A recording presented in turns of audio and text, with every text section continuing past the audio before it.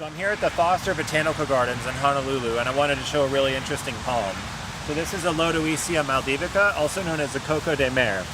So this tree has the largest seed of any plant in the world, as well as the largest fruit of any undomesticated plant. That has a few other records for the largest of plants. I think one is that it has the largest first leaf of any plant, and there's a couple others. So this palm is native to the islands of Praslin and Curias in the Seychelles, and it's very, very rare.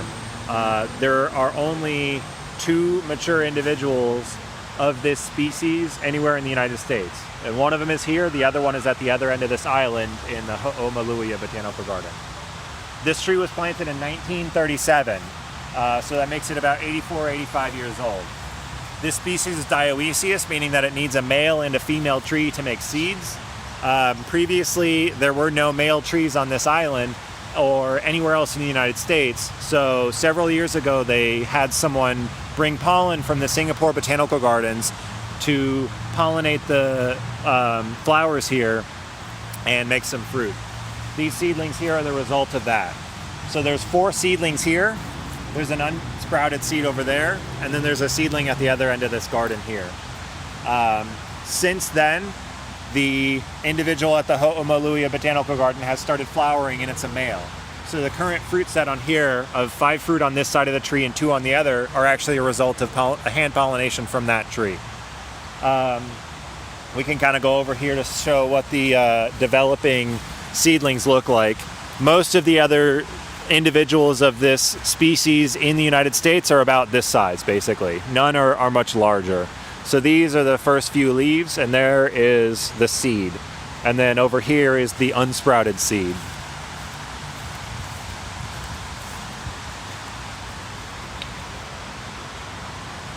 So these are related to Borassus, and that's a Borassus flabellifer. So basically the genus Borassus is the closest relative to the Lodoicea. Like the Borassus, they're remote germinators. That means that the plant doesn't grow right out of the seed. First, it grows a very, very long taproot that can be 5 or more feet deep before any kind of leaf starts growing out of that. So they essentially have to be planted directly where you want the tree to grow. It's not really known why this is such a obvious example of island gigantism. There's a couple of theories. So one, for these very, very large fan leaves, you can kind of see an example of why that might be helpful here. So it's already stopped raining, but all of these fan leaves have collected all of the rain from the last 20 minutes or so, and are funneling it right down into the root base.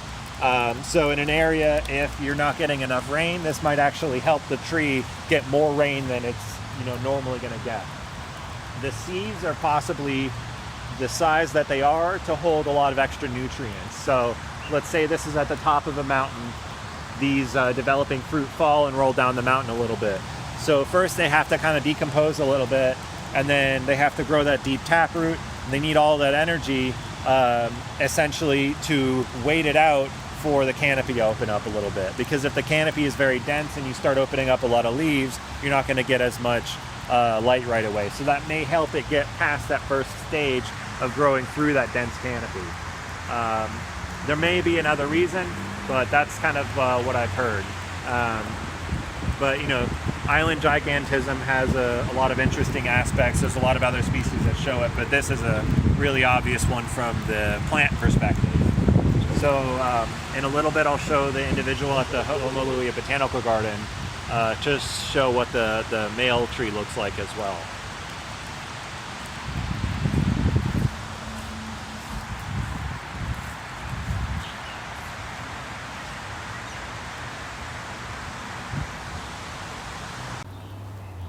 So this is now at the Hoʻomaluhia Botanical Gardens, and this is the corresponding male to the Lodoicea at the other gardens at Foster.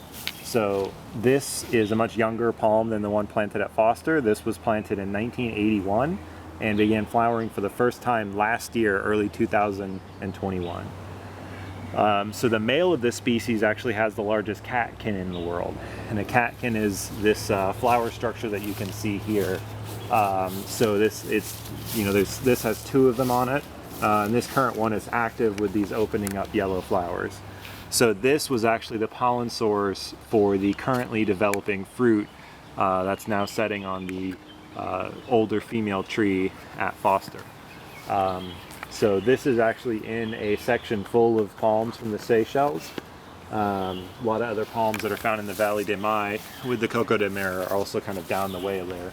I had heard that they had planted seeds here at one point not long ago, but I don't see any of those, and I don't see any seedlings, so I'm either missing them or something happened, but I'm hoping that they, use the current fruit set to maybe populate this a little bit more, and they can more easily get fruit set, because these are pretty much at opposite ends of a mountain range, so still they have to do hand pollination between this and the one at Foster. If they can get a nicer grouping that's together, it'll set pollen on its set seed on its own, then that would be pretty nice. But yeah, here the Lodoicea at the Hoʻomaluhia Botanical Garden.